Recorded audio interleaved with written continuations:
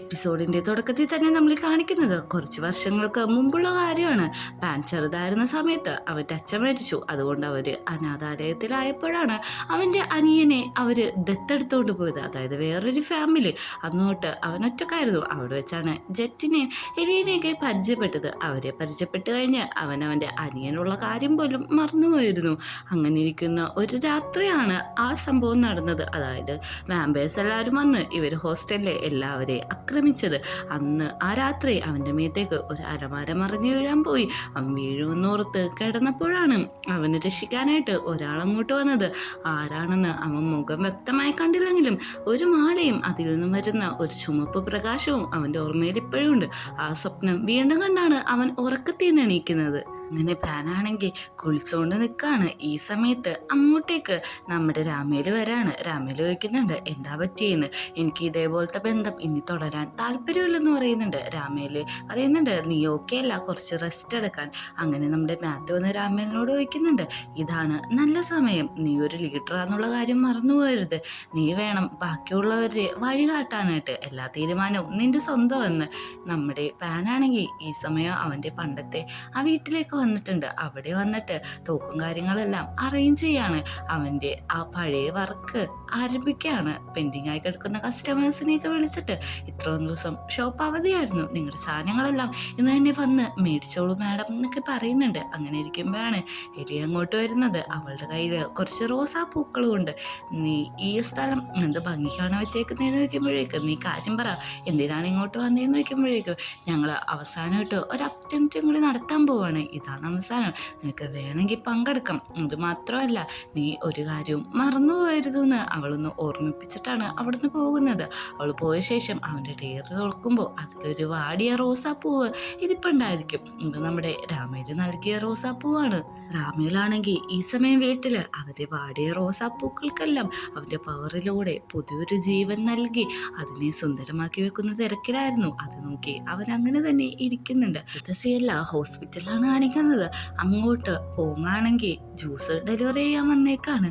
നീ എന്താ ഇത്ര നേരത്തെ വന്നേന്ന് ചോദിക്കുന്നുണ്ട്. അത് കുറച്ച് ട്രാഫിക് ഒന്നും ഉണ്ടായില്ല, എന്തിനാ മുന്തിരി ജ്യൂസ് ഓർഡർ ചെയ്തെന്ന് നോക്കുമ്പോൾ എനിക്കിത് ഭയങ്കര ഇഷ്ടമെന്ന് പറയുന്നുണ്ട്. നീ പറഞ്ഞ പോലെ ഞാൻ എൻ്റെ ചേട്ടനോട് സംസാരിച്ചു, പക്ഷെ അവനൊന്നും കേൾക്കാൻ പോലും നിന്നില്ല. ഞാൻ അവിടുന്ന് അപ്പം തന്നെ പോകുന്നു എന്ന് പറയുന്നുണ്ട്. ശരി എന്നാൽ പിന്നെ കാണാം, എനിക്ക് വർക്ക് ഉണ്ടെന്ന് പറഞ്ഞിട്ട് ഡോക്ടറാണെങ്കിൽ കൊള്ളിട്ട് പോകുമ്പോൾ അല്ല എനിക്കിന്ന് വർക്കൊന്നും ഉണ്ടായില്ല, ഞാൻ ടോട്ടലി ഫ്രീ ആയിരുന്നു എന്ന് അവനോട് തന്നെ പറയാണ്. അവനകത്തേക്ക് ചെല്ലുമ്പോഴേക്കും അവിടെ രാമേലി ഇരിക്കുന്ന കാണും. ഒരു ജ്യൂസ് രാമേലിനും കൊടുക്കുന്നുണ്ട്. എന്തിനാണ് ഇവിടെ വന്നിരിക്കുന്നതെന്ന് ചോദിക്കുമ്പോഴേക്കും ഞാൻ ചുമ്മാ എന്നാന്ന് പറയുന്നുണ്ട്. എനിക്കറിയാം നിന്റെ മനസ്സ് ഭയങ്കര ഡിസ്റ്റർബാണ്, പക്ഷെ രാമേലി ഞാൻ പറയുന്ന കേൾക്ക്, നിനക്ക് എന്താണുള്ളത് അത് നീ ഓപ്പണായിട്ട് ആരോടാണ് ഉദ്ദേശിക്കുന്നത് അവരോട് തുറന്നു പറഞ്ഞിട്ടുണ്ടെങ്കിൽ കുറച്ച് സമാധാനം കിട്ടുമെന്ന് നമ്മുടെ ഡോക്ടറാണെങ്കിൽ അവൻ ഉപദേശിക്കുന്നുണ്ട്. അങ്ങനെ അടുത്ത സീനിൽ നമ്മുടെ പോങ്ങാണെങ്കിൽ സ്റ്റോറിലേക്ക് തിരിച്ചെത്തുമ്പോൾ അവിടെ ഓൾറെഡി പാൻ നിൽക്കുന്നുണ്ട്. നിന്റെ വർക്കെല്ലാം ഇന്ന് കഴിഞ്ഞില്ലേ, വരൂ നമുക്ക് രണ്ടുപേർക്ക് ഒരുമിച്ച് വീട്ടിട്ട് പോകാമെന്നാണ് പാൻ പറയുന്നത്. അങ്ങനെ അവർ തിരിച്ച് വീട്ടിലെത്തുന്നുണ്ട്. വീട്ടിലെത്തിയ പാനാണെങ്കിൽ കിടക്കാനുള്ള ബെഡ്ഷീറ്റും കാര്യങ്ങളെല്ലാം വിരിക്കുന്നുണ്ട്. അവനനിയനോട് പറയുന്നുണ്ട് വാങ്ങേ നീ ഇവിടെ കിടന്നു, ഞാൻ താഴെ കിടന്നോളാന്ന് പറയുമ്പോഴേക്കും ഇല്ല എനിക്ക് താഴെ കിടക്കുന്നതാണ് ഇഷ്ടമെന്ന് പറഞ്ഞിട്ട് താങ്ങാണെങ്കിൽ താഴെ കിടക്കാണ്. നീ എന്തേ കാണിക്കുന്നത്, നിന്റെ തല നന്നായിട്ട് ഉണങ്ങിയിട്ടില്ല, നിനക്ക് വല്ല അസുഖവും പിടിക്കുമെന്ന് പറഞ്ഞിട്ട് താൻ അവനെ പിടിച്ചിരുത്തി തല തുറത്തി കൊടുക്കാണ്. അവനോട് പറയുന്നുണ്ട് നീ എൻ്റെ ഒപ്പം നിന്നോ, എല്ലാ ആഴ്ചയിലും വെക്കേഷൻ ടൈമിലും നീ ഇവിടെ വന്ന് നിൽക്കണം, അല്ലാത്ത പക്ഷം നീ നിന്റെ വീട്ടുകാരൊപ്പം ഇരിക്കണം, അത് നിന്റെ ഭാവിക്ക് വേണ്ടിയിട്ടാണ് അവനെ പറഞ്ഞ് മനസ്സിലാക്കി കൊടുക്കുന്നുണ്ട്. അങ്ങനെ രണ്ടുപേരും കൂടി അന്ന് ഉറങ്ങാൻ കിടക്കാണ്. കുറച്ച് സമയം കഴിഞ്ഞിട്ട് ഉറക്കം വരാതെ അവൻ്റെ താഴത്തെ അണ്ടർഗ്രൗണ്ടിലേക്ക് പോവാണ്. അവിടെ ചെല്ലുമ്പോൾ കുറേ തോക്കും കാര്യങ്ങളൊക്കെ അവൻ മാറ്റി വെക്കുന്നുണ്ട്. 2-3 അവൻ്റെ പോക്കറ്റിലും അവൻ സൂക്ഷിച്ചു വെക്കുന്നുണ്ട്. അപ്പോഴാണ് അവൻ്റെ ഫോണിലേക്ക് ഒരു മെസ്സേജ് വരുന്നത്. മെസ്സേജ് കണ്ട് അവൻ പുറത്തേക്ക് ഇറങ്ങി നോക്കുമ്പോൾ അവിടെ രാമയിലാണ് നിൽക്കുന്നത്. പാനിനെ കണ്ട ഉടനെ രാമേല പറയുന്നുണ്ട് ക്ഷമിക്കണം ഈ രാത്രി വന്ന് നിന്നെ ബുദ്ധിമുട്ടിച്ചതില്, പക്ഷെ എനിക്ക് നിന്നെ അത്രയധികം മിസ് ചെയ്യുന്നു എന്ന് പറയുമ്പോഴേക്കും നമ്മുടെ പാൻ പറയാണ് ഞാൻ രാവിലെ പറഞ്ഞല്ലോ ഈ ബന്ധം ശരിയാവില്ല, എത്ര ആലോചിച്ചിട്ടും ഒരു വാമ്പയറും മനുഷ്യനും തമ്മിൽ ഇങ്ങനത്തെ ഒരു റിലേഷൻഷിപ്പ് ഒരിക്കലും നല്ലതല്ല, നമ്മൾ എനിമീസാന്ന് പറയുന്നുണ്ട്. പെട്ടെന്ന് തന്നെ നമ്മുടെ രാമേലാണെങ്കിൽ പറയുന്നുണ്ട് നീ ഒന്നും കൂടി ഒന്ന് ആലോചിച്ച് നോക്കൂ എന്ന് പറഞ്ഞിട്ട് നമ്മുടെ പാനിനാണെങ്കിൽ കെട്ടിപ്പിടിച്ചിട്ട് പറയാണ് ഞാൻ കുറച്ച് ദിവസം ഇവിടെ ജീവിച്ചോട്ടെ, നിനക്ക് അവിടെ നിൽക്കുമ്പോഴല്ലേ അൺകംഫർട്ടബിൾ കംഫർട്ടബിൾ, ഞാനിവിടെ നിന്നോളാം, എന്നിട്ട് നീ പയ്യെ ആലോചിച്ച് തീരുമാനം എടുത്താൽ മതി എന്ന് പറയുന്നുണ്ട്. അതിനാണെങ്കിൽ പാൻ സമ്മതിക്കുന്നുണ്ട്. പാൻ പറയുന്നുണ്ട് ഒരു കണ്ടീഷൻ ഉണ്ട്, എൻ്റെ അനിയൻ ഇവിടെയുണ്ട്, അവനിതൊന്നും അറിയരുതെന്ന്. അപ്പോഴാണ് അനിയൻ അങ്ങോട്ട് വന്നിട്ട് നിങ്ങൾ തമ്മിൽ എന്താണ്, ഇതാരാണെന്ന് ചോദിക്കുന്നത്.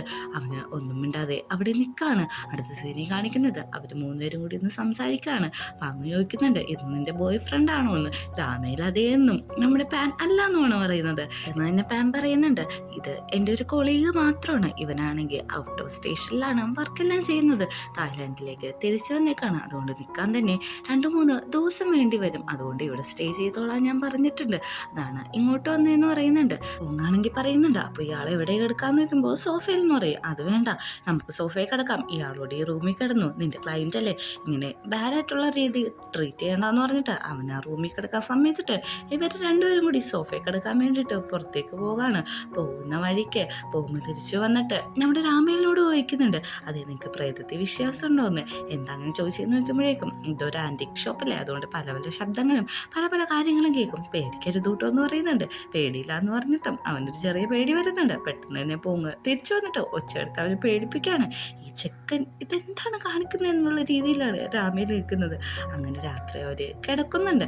നമ്മുടെ പാനാണെങ്കിൽ അവൻ്റെ തലവനെയും കെട്ടിപ്പിടിച്ച് അവിടെ തന്നെ കിടക്കാണ്. രാമയിലും അങ്ങനെ തന്നെ ചെയ്യുന്നുണ്ട്. ഇവർക്ക് മൈൻഡ് റീഡ് ചെയ്യാൻ പറ്റുന്നതുകൊണ്ട് തന്നെ അവരുടെ കണക്ഷൻ മനസ്സിലാവുന്നുണ്ട്. പിറ്റേ ദിവസം രാമയിൽ ഉറക്കം എണീക്കുമ്പോൾ തന്നെ അവൻ ഭയങ്കര ഹാപ്പി ആയിട്ടാണ് എണീക്കുന്നത്. ഹോളിഡേ നോക്കുമ്പോഴേക്കും ഇവിടെ രണ്ടുപേരും കൂടി ക്ലീനൊക്കെ ചെയ്തുകൊണ്ടിരിക്കുകയാണ്. പെട്ടെന്ന് തന്നെ രാമയിൽ വെക്കുന്നുണ്ട് ഞാനും കൂടി എന്തെങ്കിലും ക്ലീൻ ചെയ്ത് തരട്ടെ എന്ന്. അത് വേണ്ട, സോഫയിൽ പോയി ഇരുന്നോളാനോ പറയുന്നത്. അത് വേണ്ട, അപ്പം നിന്റെ അന്യന് സംശയം ഉണ്ടായാലോ, ഞാനും കൂടി എന്തെങ്കിലും ക്ലീൻ ചെയ്യാം, എന്ത് ചെയ്യണമെന്ന് നോക്കുമ്പോൾ അവിടെ പോയി തുടച്ചാൽ മതി എന്ന് പറയുന്നുണ്ട്.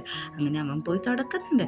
നമ്മുടെ നമ്മുടെ രാമയിലും തമ്മിൽ ഒരു കോമ്പറ്റീഷൻ പോലെയാണ് ചെയ്തുകൊണ്ടിരിക്കുന്നത്. അങ്ങോട്ടും ഇങ്ങോട്ടും തല്ലുപിടി ബഹളം ആ രീതിയിലാണ് അവരവിടെ ക്ലീൻ ചെയ്യുന്നത്. അങ്ങനെ അത് അവസാനം ഒരു കളി പോലെ ആയി മാറുന്നുണ്ട്.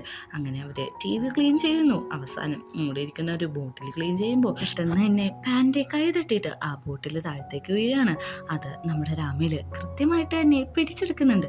പെട്ടെന്ന് തന്നെ നമ്മുടെ പൊങ്ങാണെങ്കിൽ അവൻ അതിശയത്തോടെ നോക്കുന്നുണ്ട്. അവൻ പറയുന്നുണ്ട് എന്തൊരു സ്പീഡാണ് നിങ്ങൾക്ക്, നിങ്ങളുടെ കൃത്യ ടൈമിംഗ് ആണ്, അല്ലെങ്കിൽ ഞാനിന്ന് ക്രൂശിക്കപ്പെട്ടേനെന്ന്. എന്നിട്ട് പറയുന്നുണ്ട് അല്ല ഞാനൊരു കാര്യം ചോദിച്ചോട്ടെ, നിങ്ങൾക്ക് എൻ്റെ ചേട്ടനെ ഇഷ്ടമാണെന്നറിയാം, അതിനു മുമ്പ് നിങ്ങൾ ആദ്യം എന്നെയാണ് ഇംപ്രസ് ചെയ്യേണ്ടത്, നിങ്ങൾ എൻ്റെ ബ്രദറിൻ ആയിട്ടിരിക്കുന്നതില്ലേ, എനിക്ക് വലിയ ബുദ്ധിമുട്ടൊന്നുമില്ല എന്ന് പറയുന്നുണ്ട്. ഇത് കേൾക്കുന്ന രാമലിന് ഭയങ്കര സന്തോഷമെന്ന്, എന്നെ ഇംപ്രസ് ചെയ്യണമെന്ന് പറഞ്ഞ കാര്യം മാത്രമാണ് അവൻ ആലോചിക്കുന്നത്. അങ്ങനെ നമ്മുടെ പൂമിൻ്റെ പുറകെ നിന്നിട്ട് അവൻ്റെ നെക്കിൽ കൈവെക്കാണ്.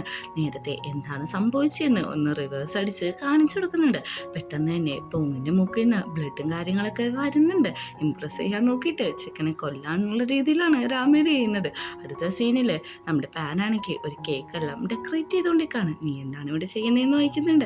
നീ ഉച്ചയിൽ സംസാരിക്കല്ലേ, ഇന്നാണെങ്കിൽ പൊങ്ങിൻ്റെ ബർത്ത്ഡേ ആണ്, നമുക്ക് കേക്ക് കൊടുക്കാന്ന് പറഞ്ഞിട്ട് അവർ രണ്ടുപേരും കൂടി ഒരുമിച്ച് അതെല്ലാം ഡെക്കറേറ്റ് ചെയ്യുന്നുണ്ട്. പൊങ്ങാണെങ്കിൽ ഇതൊന്നും അറിയാതെ ബാത്റൂമിൽ നിന്ന് ഒരു ലൈറ്റർ കത്തിച്ച് അത് ഊത്തിയിട്ട് ഹാപ്പി ബർത്ത്ഡേ ടു മീ എന്നാണ് പറയുന്നത്. അവൻ ഫോൺ എടുത്ത് നോക്കുമ്പോഴേക്കും ഡോക്ടർ ഒരു കേക്കിൻ്റെ ഫോട്ടോ വെച്ചിട്ടുണ്ട്. ഇത് നല്ല കേക്കാണ്, നന്നായിട്ട് ടേസ്റ്റ് ഉണ്ട്, ഗ്രേപ്സ് ഒക്കെ കൂടുതലുണ്ടെന്ന് പറയുന്നുണ്ട്.